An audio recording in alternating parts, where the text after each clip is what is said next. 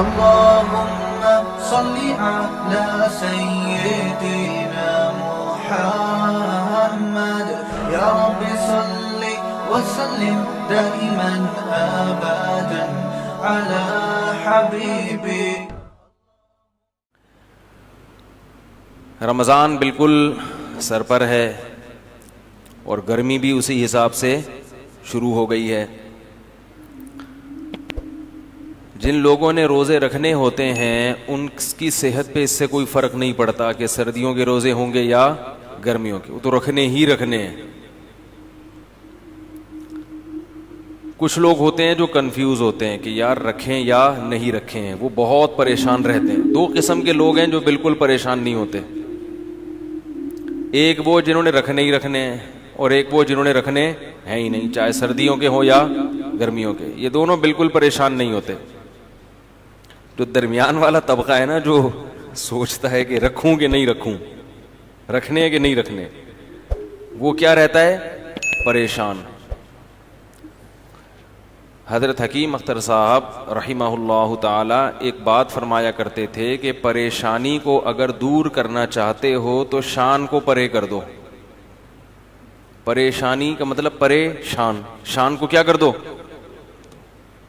شان کا مطلب ہماری بھی کوئی شان ہے, ہماری بھی کوئی سوچ ہے. کوئی سوچ نہیں ہے, اللہ جو کہے گا وہ ہم کریں گے. گرمی ہے, سردی ہے, خزاں ہے, بہار ہے, روزہ تو بہرحال روزہ ہے, وہ تو رکھنا ہے. تو اس سے انسان سکون میں رہتا ہے. ہمیشہ وہ شخص پریشانی والی زندگی گزارتا ہے جو کسی بھی معاملے میں کنفیوز ہوتا ہے. جو غیر مسلم ہے نا, غیر مسلم, اللہ نے ان کی بے سکونی کی قرآن مجید میں جو وجہ بیان کی ہے وہ وجہ یہی ہے کہ وہ ساری زندگی کنفیوز رہتے ہیں. کنفیوز ہونے کی وجہ سے ان کا فیوز اڑ جاتا ہے. تو جو جتنا کنفیوز ہوگا اس کی لائف اتنی ہی ایک مشکلات کا شکار ہوگی. قرآن میں اللہ نے مثال دی ہے غیر مسلم کی, کیونکہ ان کی حالت کیا ہوتی ہے. پہلا تو یہ کہ ان کو یہ پتہ نہیں ہے کہ آخرت ہے یا نہیں ہے, سمجھ رہے ہیں, یہی نہیں پتا ان کو. یہ دنیا ہی سب کچھ ہے, تو اس دنیا میں اچھا کیا ہے اور برا کیا ہے, یہی ڈیفائن کرتے کرتے اسی کو سمجھتے سمجھتے پوری زندگی لگ جاتی ہے. مدرسے والے راستے میں کسی صاحب نے گاڑی غلط پارک کر دی, اس کو ہٹائیں, سرمئی رنگ کی گاڑی ہے, بھائی ایسا نہ کیا کریں یار. تو ساری زندگی یہ اس مدرسے والے راستے میں اس طرف, یہاں کسی نے گاڑی سرمئی رنگ کی غلط پارک کر دیا, ہم دیکھ نہیں رہے, آنکھیں بند کر رہے ہیں, جو بھی اٹھ کے چلا جائے بھائی. وہ شرمندگی وجہ سے ہو سکتا ہے نہیں اٹھ رہے ہو نا, صحیح ہے. تو ابھی تک کوئی نہیں اٹھ رہا بھائی. اگر ہم دیکھ بھی لیں تو کیا ہے, آنکھیں بند کریں گے, جیب کترے بھی آتے ہیں نا بیان میں, مسئلہ یہ ہے, تو وہ کہیں جیب سے کچھ نکال نہ لیں. تو وہ ایک آدمی نے کہیں کسی تقریب میں بیوی کا ہار کسی نے چوری کر لیا, سونے کا ہار تھا, کوئی دے ہی نہیں رہا. تو اس آدمی نے ایک پیالہ رکھا اور لائٹیں بند کر دیں اور اعلان کیا کہ بھائی جس نے بھی یہ ہار لیا ہے چپکے سے اس میں ڈال دے, ہم کسی کے سامنے نام ظاہر نہیں کریں گے, لائٹ آف ہے, جو بھی ہے کر لے اللہ کا واسطہ. تھوڑی دیر میں جب لائٹ آن کی تو پیالہ بھی غائب تھا. جو لائٹ آن کی ہے تو بھائی جو چور ہے وہ اتنا شریف تھوڑی ہوگا کہ وہ رکھ کے چلا جائے. اس نے کہا چلو ایک چانس اور ملا ہے. تو پہلے میرا پروگرام تھا ہم آنکھیں بند کر لیں تاکہ جن صاحب نے گاڑی غلط پڑ لی, مجھے خیال آیا کہ یار آنکھیں بند کر کے کوئی مسئلہ نہ ہو جائے. آنکھیں بند کریں گے نا تو پھر جب کھولیں گے آنکھیں تو پھر دوسرا اعلان ہو رہا ہوگا, بھائی ایک صاحب کی گھڑی غائب ہے, ہم آنکھیں بند کر رہے ہیں, جنہوں نے لیے ان کی جیب میں ڈال دے. اچھا خیر, تو اللہ تعالیٰ نے غیر مسلم کی حالت کو, کیونکہ میں پہلے عرض کر رہا تھا کہ جس کے پاس اسلام نہیں ہے اسے یہی نہیں پتا کہ یہی زندگی اصل ہے یا اس کے بعد بھی کوئی زندگی ہے. یہی اصل ہے تو اس میں اچھا کیا ہے اور برا کیا ہے؟ وہ ہمیشہ کنفیوز رہتا ہے. کبھی وہ سوچتا ہے کہ اچھا وہ ہے جس کو میرے والدین اچھا کہیں، لیکن اس کی فطرت اس کو قبول نہیں کرتی. بات بات پہ اس کے اپنے پیرنٹ سے بھی جھگڑے ہوتے ہیں. حقوق کیا ہیں، کس کے کتنے حقوق ہیں، دینے ہیں نہیں دینے، اسی جنگ میں لڑتے لڑتے ان کی عمریں پوری ہو جاتی ہیں. اسی کنفیوژن میں کسی نے کنٹری کو خدا بنا لیا، ملک کو، لیکن وہ اس میں مطمئن نہیں ہوتا. اس سے جب سوالات پوچھے جائیں تو وہ خود پریشان ہوتے ہیں کہ بھئی یہ لکیریں بھی تو انسان کی کھینچی ہوئی ہیں. کسی نے یعنی حقوق کا سمجھ میں نہیں آ رہا اس کو کہ والدین کو رکھنا ہے کہ نہیں رکھنا، ان کے کیا حقوق ہیں. کسی نے دولت کو اپنا خدا بنا لیا. تو ایک چیز پھر یہ جتنے بھی مذہب والے لوگ ہیں نا، آہستہ آہستہ ایک طرف کو یہ جانے لگتے ہیں کہ بھئی اصل ہے پیسہ، کیونکہ اس سے تمام ضرورتیں پوری ہوتی ہیں. جس کے پاس پیسہ ہے اس کی چلتی ہے، جو چاہے گا وہ کر لے گا. لیکن اللہ تعالیٰ نے انسان کی صلاحیتیں محدود رکھی ہیں. پیسے سے ساری چیزیں حاصل نہیں ہوتی. پیسے سے ساری چیزیں حاصل ہوتی تو بہت سے پیسے والے لوگ، ان کو مٹھائی سے پرہیز نہ ہوتا. کیا خیال ہے؟ بہت سے پیسے والے لوگ گوشت سے ان کو پرہیز ہوتا ہے. بہت سے پیسے والے لوگ بہت ساری چیزوں سے محروم ہوتے ہیں، نیند کی گولیاں کھانی پڑتی ہیں ان کو. تو اسی کنفیوژن میں نا کہ صحیح کیا ہے غلط کیا ہے، اللہ نے اس کی ایک مثال دی ہے. فرمایا کہ كَظُلُمَاتٍ فِي بَحْرِ اللُّجِّيِّ يَغْشَاهُ مَوْجٌ مِّن فَوْقِهِ مَوْجٌ مِّن فَوْقِهِ سَحَابٌ. ایسی زبردست مثال ہے نا خاندانی. اس سے بہتر مثال غیر مسلم کی اور کافر کی دل کی حالت کو ڈیفائن کرنے کے لیے ہو ہی نہیں سکتی. خود یہ قرآن کی بہت بڑی بلاغت ہے. یعنی مجھے اور آپ کو اگر کہا جاتا کہ ایک آدمی حیران ہے، سرگردان ہے، اس کے پاس لائف اسٹائل ہے ہی نہیں کہ صحیح کیا ہے غلط کیا ہے، وہ روزانہ صبح اٹھ کے سوچتا ہے کہ میں صحیح سمت میں جا رہا ہوں کہ غلط سمت میں جا رہا ہوں، کیا کرنا ہے کیا نہیں کرنا. تو اس کی جو حیرانی ہے، پریشانی ہے، اس کو آپ مثال سے واضح کریں تو ہم کتنی ہی مثالیں لے کر آتے. قرآن نے جو مثال پیش کی ہے اس مثال سے بہتر مثال نہیں ملے گی. قرآن نے کہا کظلمات، کئی اندھیرے ہوں. مثال دی ہے اس کی پریشانی کو، جیسے آپ کسی روڈ پہ چل رہے ہیں، راستے پہ چل رہے ہیں. اب راستہ نظر ہی نہ آئے آپ کو اگر، یا آپ کو یہی نہ پتا ہو کہ میں جس راستے پہ چل رہا ہوں یہ میری منزل تک جا بھی رہا ہے کہ نہیں جا رہا. دیکھو آپ بائی روڈ کوئٹہ جا رہے ہیں، آپ نے گاڑی لے کے نکال لی، لیکن کوئی سائن بورڈ نظر نہیں آ رہا جو بتا رہے کہ یہ کوئٹہ یہاں سے اتنے کلومیٹر ہے. کوئی سائن بورڈ یہ نہیں بتا رہا کہ یہ حیدرآباد جا رہے ہیں. اب آپ چلتے چلے جا رہے ہیں تو ہر لمحہ آپ کی ٹینشن بڑھتی چلی جائے. یار میں دور ہو رہا ہوں یا قریب ہو رہا ہوں، یہ کہیں ایسے ہی تو نہیں قیامت تک چلتا ہی رہوں گا میں. جیسے وہ جنازہ لے کے چلے تھے نا چرسی، نئے نئے لوگ بھی آتے ہیں نا. ایک چرسی کا انتقال ہو گیا، چرسی کی موت ہو گئی، تو باقی چرسیوں نے کہا یار اس کا کیا کریں، پیسے ویسے تو ہوتے نہیں دفنانے کے. انہوں نے کہا فی الحال لے کے چلو، دیکھتے ہیں کیا کرنا ہے. چرسیوں میں بڑا ایکا ہوتا ہے آپس میں. تو انہوں نے اس کو جنازے کو چارپائی اٹھائی اور ایسے ہی لے کے چلتے گئے. جب جنازے کو لوگوں نے دیکھا تو آپ کو پتہ ہے ایک ایک کر کے کندھا دینے آتا، تو جو نیا آدمی کندھا دینے آتا گیا پرانے والے کھسکتے چلے گئے. ٹھیک ہے. اب رش لگ گیا لوگوں کا، جنازہ ہے بھائی، جا رہے ہیں، پتہ ہی نہیں کہاں جانا ہے. شہر ختم ہو گیا.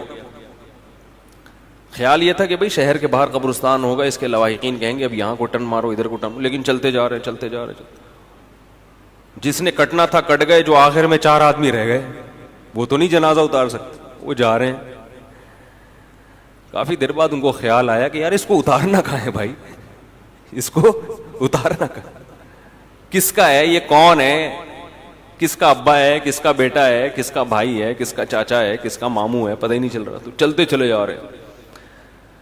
تو آپ کو منزل ہی کی خبر نہ ہو کہ جانا کہاں ہے، تو آپ چلتے چلے جائیں گے اور ٹینشن آپ کی بڑھتی چلی جائے گی. جیسے اس جنازے کی چارپائی والوں کی ٹینشن بڑھ رہی تھی, یار کدھر ٹکائیں, اس پھینک کے بھی نہیں آ سکتے نا. تو اللہ نے مثال دی ہے کہ ظلمات فی بحر, فرمایا بہت سارے اندھیرے ہوں اور کوئی شخص سمندر کی تہ میں ہو. فی بحر لجی, سمندر بھی بہت زوردار لہروں والا گہرا سمندر جس کی گہرائی میں بہت زیادہ اندھیرا ہوتا ہے. وقت بھی رات کا ہو. یغشاہ موج من فوقہ موج, موج کے اوپر موج چڑھی ہوئی ہے, ایسی گہرائی والا سمندر. من فوقہ سحاب, اور کالی رات میں بادل بھی ہوں کالے جو ستارے اور چاند کی روشنی سے بھی رکاوٹ بن رہے ہوں. اور اندھیرے کا یہ عالم ہے اذا اخرج یدہ لم یکد یراہا, جب اپنا ہاتھ نکال کے وہ دیکھنا چاہتا ہے تو اس بات کا کوئی امکان ہی نہیں ہے کہ ہاتھ بھی دیکھ سکے, یعنی کہ ہاتھ دیکھ نہیں پا رہا, یہ ممکن ہی نہیں ہے, اس کا بھی تصور نہیں ہے. حضرت حکیم الامہ مولانا اشرف علی تھانوی رحمہ اللہ تعالی کی جو تفسیر ہے نا بیان القرآن, ایسی خاندانی تفسیر میں نے آج تک نہیں دیکھی. اس کی اردو بہت گاڑی ہے, اس لیے عام لوگوں کی سمجھ میں نہیں آتی. تو خاص طور پہ جو اہل علم حضرات ہیں, میں تو چھوٹا منہ بڑی بات ہوگی لیکن میں ان سے بڑوں ہی کی نسبت سے ایک بات کہتا ہوں کہ اپنے مطالعہ میں بیان القرآن کو لازمی شامل کرو. حقیقی معنوں میں قرآن کی تفسیر ہے, دائیں بائیں نہیں ہوتا, موضوع من گھڑت ضعیف روایتیں نہیں ہوتی, ٹو دا پوائنٹ بات ہوتی ہے اور قرآن کو حل کیا ہوتا ہے, ایران تران نہیں ہے اس میں.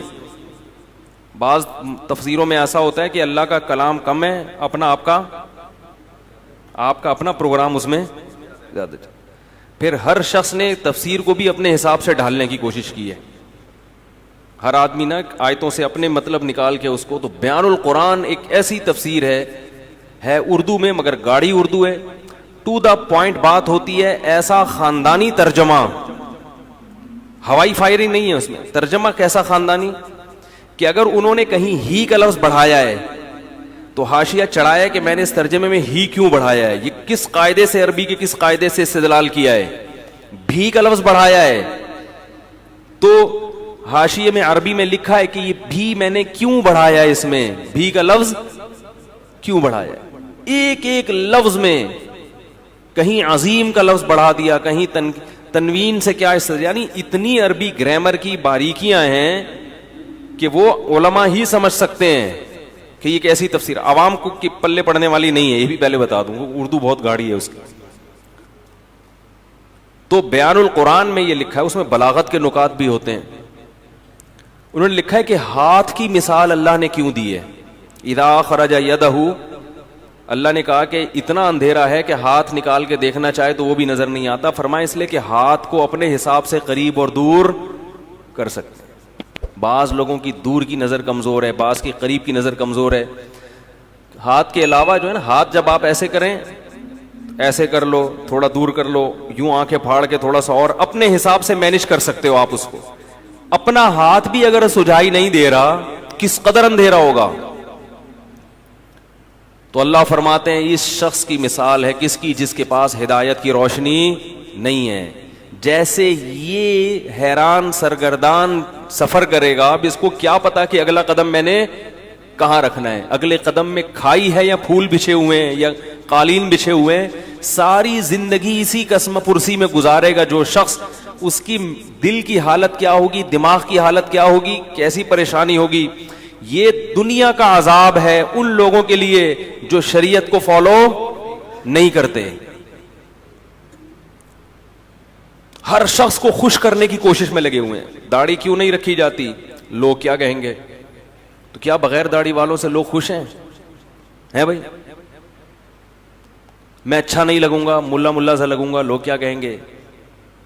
تو بھائی لوگوں کا تو میں تو اب تو مجھے تو یوٹیوب پہ سب سے آیا ہوں نا, کوئی صفائی پہ بیان کرو, اس بیان پہ پھر کمنٹس آتے ہیں. ہمیں یس کر رہا تھا کہ ہم بھی کیا کرتے ہیں, کافر تو مکمل کنفیوز ہوتا ہے, مسلمان آدھا تیتر آدھا بٹیر. وہ کلمہ تو پڑھ لیتا ہے, جنت جہنم پہ یقین بھی کر لیتا ہے, لیکن آدھی شریعت کو فالو کرتا ہے. وہ اتوار کو بیان سننے آ جائے گا, جمعے کا بیان سن لے گا, لیکن بہت ساری چیزوں میں کیا کرے گا, یار نہیں یار یہ بیوی ناراض ہو جائے گی, یار یہ تو ابا, یہ تو دوست بولیں گے یار تم تو پروفیشنل مولوی لگ رہے ہو بالکل ہی, یار تم تو بالکل ہی یار یعنی عجیب سے ہو گئے ہو. اس طرح کی باتیں لوگ کرتے ہیں. تو ایسے لوگ یہ سمجھتے ہیں کہ ہم لوگوں کو خوش کر کے سکون کی زندگی گزاریں گے, حالانکہ وہ سکون کی زندگی نہیں گزار سکتے. کیوں؟ قرآن نے اس کو بڑا اچھی مثال سے سمجھایا ہے. فرمایا ضرب اللہ مثلا رجلا فیہ شرکاء متشاکسون ومثلا ورجلا سلما لرجل. فرمایا بتاؤ ایک آدمی ایسا ہے جس کے کئی آقا ہوں, کئی محبوب ہوں, اور وہ کئی محبوب بھی ایسے ہیں جن کے مزاجوں میں آپس میں بڑا اختلاف ہو. کئی محبوب ایسے ہیں جن کے مزاجوں میں آپس میں, مثال دیتا ہوں, کسی کی 4 بیویاں اور چاروں اپوزٹ دماغ کی ہیں, تو وہ ڈپریشن کا مریض بنے گا کہ نہیں بنے گا؟ چاروں کو خوش رکھنا اس کے لیے ممکن ہوگا ہی نہیں. چاروں کا مزاج بالکل الگ, چاروں پھڈے باز. وہ کہتی ہے میری دعوت قبول کرو, میرے ہاں ناشتہ کرو, وہ کہہ رہی ناشتہ آپ نے میرے یہاں ہی کرنا ہے. تیسری کہہ رہی ناشتہ تو آپ کا باپ بھی میرے یہاں کرے گا. چوتھی کہہ رہی ہے ناشتہ روزانہ کس کے گھر ہوگا؟ میرے گھر. ایک کے ابا ایس ایچ او ہیں, ایک کے ڈی ایس پی, ایک کے آرمی میں کرنل ہیں, اور ایک کے ابا علاقے کے ناظم ہیں بھائی, اور ہول سیل کے حساب سے سالے بھی ہیں. اب چاروں کا مطالبہ کیا ہے, ناشتہ کس کے یہاں ہوگا؟ آپ کہو گے بھائی ناشتہ تمہارے ہاں, لنچ تمہارے ہاں, ڈنر تمہارے ہاں. کوشش کرو گے نا؟ نہیں. متشاکسون, جھگڑالو, نہ ضدی. بول دیا ناشتہ آپ نے کہاں کرنا ہے, ادھر کرنا ہے. بڑھے گا کہ نہیں بڑھے گا؟ یہ ٹینشن سے بولے گا بھائی 4 پراٹھے تھوڑی کھا سکتا ہوں میں, چلو ادھر بھی ناشتہ کر لیا, ادھر بھی کر لیا, ادھر بھی. پھر لنچ میں یہی پھڈے بازی. تو چاروں کو خوش رکھ سکتا ہے؟ بولو بھائی, نہیں رکھ سکتا. ایک کہہ رہی مجھے اپنے ساتھ سفر پہ لے کے جاؤ, دوسری کہہ رہی اس دفعہ سفر پہ میں نے جانا ہے, تیسری کہہ رہی اس دفعہ تو ان دونوں نے جانا, میں نہیں جانا ہے. وہ قرآن اندازی کرے گا نہیں قرے کو ہم نہیں مانتے, چلو بیگم تمہیں اس دفعہ تمہیں لے جاتا ہوں, اگلے چکر میں تمہیں نہیں, اسی دفعہ میں نے بھی. متشاکسون کا مفہوم سمجھا رہا ہوں آپ. پھڈے باز, ہر ایک کی خواہش ہے کہ ابھی میری جو چاہت ہے اس کو پورا کرو. بھائی آپ پورے ہو جاؤ گے اس میں, نہیں ہو سکتا. 4 دوست ہیں, کوئی بھی 4 محبوب ہیں, یا 3 ہیں, یا 2 ہیں, یا کئی سارے ہیں. اللہ فرماتے ہیں یہ شخص کبھی بھی سکون کی زندگی, بولو بھائی. آپ کہیں گے پھر میں 4 کی ترغیب کیوں دیتا ہوں جب سکون اللہ خود کہہ رہے ہیں. بھائی وہ اس لیے کہ ایسا ہوتا نہیں ہے کہ چاروں, ایک کا ناشتہ کر لو, ایک کے لنچ کر لو, ایک کے ڈنر کر لو, اگلے دن پھر ناشتہ یہاں کر لو. تو باریاں شریعت نے اسی پھڈے سے بچنے کے لیے, پھر بھی نہیں ہے تو پھر جاؤ ڈاکٹر کو دکھاؤ. ایسا بھی ہوتا ہے بعض دفعہ. ہم کب کہتے ہیں کہ لڈو کھانے کی نیت سے کرو؟ ہم تو کہتے ہیں بھائی جہاد ہے, پٹو گے. ٹھیک ہے, یہ تو ہم پہلے کہتے ہیں. ثواب ملے گا مگر پٹنے کا الگ ملے گا اور شادی کا الگ سے ملے گا. تو ضرورت ہے معاشرے کی. تو اللہ تعالیٰ فرماتے ہیں کہ ایک آدمی ہے ایسے ہیں جس کے محبوب ہیں, جس کے کئی خدا ہیں. ایک خدا کو خوش کرتے ہو, دوسرا خدا ناراض ہو جاتا ہے. دوسرا وہ ہے سلام الرجل, جس کا صرف ایک آقا ہے, اس کو پتا ہے صرف میں نے اس کو خوش کرنا ہے, اس کی چاہتوں کو پورا کرنا ہے. فرمایا بتاؤ هل یستویان مثلا, کیا سکون اور اطمینان میں دونوں برابر ہو سکتے ہیں؟ آج مسئلہ یہ ہے کہ ہم نے ایک اللہ کو محبوب حقیقی بنایا ہی نہیں ہے. جمعے کی نماز پڑھ لیتے ہیں اللہ کو خوش کرنے کے لیے, ایک آدھ روزہ بھی رکھ لیتے ہیں اللہ کو خوش کرنے کے لیے, عید پہ نہا بھی لیتے ہیں اللہ کو خوش کرنے کے لیے. لیکن بہت سارے کام ہیں جن سے اللہ ناراض ہو رہا ہے, مگر بیوی بچے خوش ہو رہے ہیں, وہ بھی چلے گا ساتھ میں. جہیز بھی لے رہے ہیں, نفس خوش ہو رہا ہے اس سے, سود بھی کھا رہے ہیں, بینک کی جاب بھی کر رہے ہیں. رمضان میں جس دن دیکھا کہ یار ذرا آج بڑا مشکل لگے گا, آفس میں دل نہیں لگے گا اگر میں نے کچھ کھایا پیا نہیں, تو روزہ گول. ایک صاحب کا میرے پاس فون آیا کہ حضرت میں وہ 11 بجے آفس آیا ہوں, میں نے سوچا تھا کہ اگر گرمی سخت ہوئی تو چھوڑ دوں گا, گرمی کم ہوئی تو رکھ لوں گا, تو 11 بجے میں نیت کر سکتا ہوں, آج موسم اچھا ہے. میں نے کہا یار تم عجیب آدمی ہو, رکھنا ہے بھائی, یہ تو رکھنا ہی رکھنا ہے. تو کبھی کسی کو معبود, کبھی کسی کو معبود, تو اس سے لوگ کیا ہوتا. اور یہ سب کیا ہیں؟ ایک دوسرے کے مخالف بھی ہیں. ساری مخلوق کو, سارے انسانوں کو آپ کبھی بھی خوش, سارے رشتہ داروں کو خوش نہیں کر سکتے. اماں کو خوش کرو تو بیوی ناراض, بیوی کو خوش کرو تو اماں ناراض, بہنوں کو خوش کرو تو بیگم ناراض. عجیب سا حساب چل رہا ہے, تو کہیں بھی نہیں ہو سکتا. اس لیے ایک قانون بنا دو, بھائی ہمارا رب کون ہے؟ اللہ ہے, سب سے پہلے وہ ہے, باقی سب اس کے بعد. ناراض ہوتے ہو تو ہوتے رہو, تم نے بھی مر کے مٹی ہو جانا ہے, ہم نے بھی مر کے مٹی. عزت کرو گے تو اچھی بات ہے, نہیں کرتے تم نے بھی مٹی. جنہوں نے عزت کی ہے فرعون کی ہے بھائی, وہ فرعون بھی گیا اور وہ عزت کرنے والے بھی گئے. فرعون غرق نہ بھی ہوتا تو بھی اب تک تو ویسے ہی مر چکا ہوتا. تو وہ رنگ رلیوں پہ زمانے کی نہ جانا اے دل, یہ خزاں ہے جو بانداز بہار آئی ہے. جتنی مردی عزت ہو, شہرت ہو, مٹی میں دفن کرنے کے بعد نا 2-4 دن کے بعد کوئی بھی یاد نہیں کرتا. ایسی دنیا کی حقیقت ہے. شہرت سے تو کبھی بھی متاثر نہیں ہونا چاہیے, اپنی بھی یا کسی اور کی بھی. بڑے بڑی لوگ آئے ہیں دنیا میں, بڑی بڑی شہرتیں حاصل ہوئی ہیں, غائب مرے تو 2-4 دن لوگ روئے ہائے ہوئے کیا, ختم کہانی. تو اس لیے سب سے زیادہ مزے کی زندگی میں وہ ہے جس نے ایک اللہ کو اپنا رب بنا لی. وہ کہہ دے کر لو, کوئی روک نہیں سکتا اس کام سے. وہ کہے نہیں کرو, کوئی کروا کے نہیں, کسی میں دم ہے تو کروا کے دکھائے.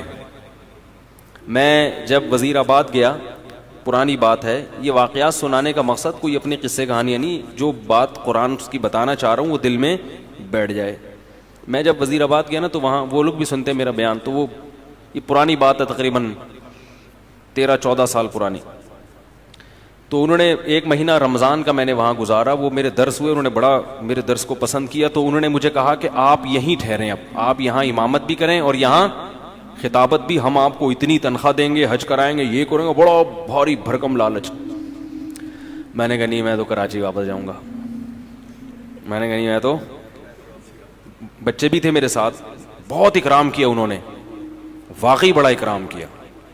وزیر آباد میں ایک مسجد ہے دارا کبوترا کے نام سے, وہ لوگ سنتے ہیں کبھی کبھار بیان تو سن رہے ہوں گے.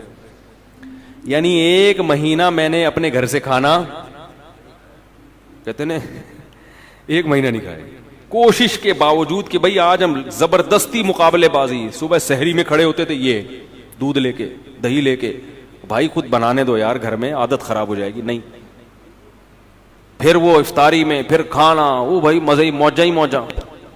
پنجاب والے ماشاءاللہ کھلانے پلانے میں, کراچی والے بھی کھلاتے ہیں, کہ پنجاب والے کھاتے بھی ہیں نا, تو جو اب وہ اپنے حساب سے بھی کھلاتے ہیں. کراچی والا 2 نہیں والے, وہ خود بھی پیٹ بھر جائے گا اس کا, آپ کو بھی وہ سمجھے گا پیٹ بھر گیا, سامنے والے صحتیں نہیں ہیں یہاں پہ. تو اب کیا ہوا ہے کہ وہ روزانہ صبح مجلس ہوتی, میرا درس کے بعد وہ بیٹھتے, بھائی آپ یہاں ٹھہرے. میں کہتا نہیں مجھے جانا ہے وغیرہ وغیرہ. 15 دن انہوں نے زور لگایا, انہوں نے دیکھا ٹکنے کا نام ہی نہیں لے رہا. انہوں نے کہا آپ کو پرابلم کیا ہے؟ میں نے کہا بھائی میں, جو میرے استاذ ہیں, جو میرے شیخ و مرشد ہیں, میں ان کا آدمی ہوں. میں کیا ہوں؟ میں ان کا آدمی ہوں. جب میں مدرسے میں آیا تھا تو میں نے اپنے آپ کو ان کے حوالے کر دیا تھا, کہ اب اپنی لگام ہم نے ان کے ہاتھ میں پکڑا دی, کیونکہ ان پر اعتماد تھا. ایسے ہی کسی کے ہاتھ میں نہیں لگام پکڑائی جاتی, پہلے ان کو پرکھا اچھی طرح, بھائی ان میں دنیا کی محبت نہیں ہے اور علم بھی ان کا کامل ہے. تو اب ہم بچے ہیں, ہم بجائے اس کے کہ اپنی زندگی کو خود متعین کریں, کسی بڑے کے حوالے کر دو. انہوں نے ہمیں پڑھایا, انہوں نے ہمیں لکھایا, یہ سارا علم جو ہم یہاں آ کے آپ کی خیال کے مطابق موتی بکھیر رہے ہیں, سب ان کی محنت ہے. اب ہمیں پیسوں کی آفر آ رہی ہے تو ہم ان کو ٹاٹا کر کے چلے جائیں, ایسا نہیں ہوگا. تو میں نے کہا کہ ان کو لیٹر لکھیں, وہ اگر مجھے کہیں گے نا کہ یہیں ٹھہرو تو آپ مجھے یہاں سے بھگا کے دکھاؤ پھر, ٹھیک ہے. اگر وہ مجھے کہتے ہیں کہ یہ مسجد سے جانا نہیں, تو میں نے کہا پھر آپ مجھے یہاں سے بھگا کے دکھاؤ. اور اگر وہ کہتے ہیں کہ یہاں نہیں رہنا, میں نے کہا آپ زنجیریں باندھ لو, مجھے جیسے موقع ملے گا میں وہ کاٹ کے بھاگ جاؤں گا. بے لگام اونٹ جو ہوتا ہے نا, شتر بے مہار, کبھی ادھر بھاگ رہا ہے کبھی ادھر بھاگ رہا ہے, وہ کسی کام کا نہیں ہوتا. مرکز سے انسان کو ہمیشہ جڑے. پہلے مرکز متعین کرنے میں ٹائم لگا ہے, ایسا نہیں کہ کسی پہ بھی اعتماد کر کے اپنی زندگی کی لگام اس کے ہاتھ میں دے دی, ایسا نہیں ہے. پرکھنا پڑتا ہے, جانچنا پڑتا ہے. میں نے کہا ہمیں اپنے بڑوں پر الحمدللہ بھرپور اعتماد ہے. 8-10 سال ان کی صحبت میں ہم نے گزارے ہیں. میرا یہ خیال ہے کہ مجھے ان سے زیادہ بہترین لوگ اس دنیا میں مل ہی نہیں سکتے تھے. اللہ نے پتہ نہیں والدین کی کون سی نیکی قبول کی, ایسے لوگوں کے پاس ہمیں پہنچا دیا. تو اس کی برکتیں ہیں, اللہ تعالیٰ ٹوٹا پھوٹا کام لے رہا ہے. تو اس سے دیکھو یہ فائدہ کیا ہوا مجھے کہ خیالات منتشر نہیں ہو رہے, سکون آ گیا طبیعت میں. بھائی وہ کہیں گے تو کر لیں گے, نہیں کہیں گے تو نہیں کریں گے. ورنہ انسان سوچتا, میں نے ایسے لوگوں کو بھی دیکھا, علماء کو بھی, جو پریشان کہ کیا کریں اب, ان کی زندگی بھی کس میں گزر رہی ہے, پریشان. پھر پیسے کی محبت آ جاتی ہے, یار دین کے تو یہ والے, اس میں پیسہ زیادہ ہے تو ادھر چلو. جب پیسے کی طرف آئے تو پھر پیسہ اصل مقصد بن گیا, تباہ ہو گئے.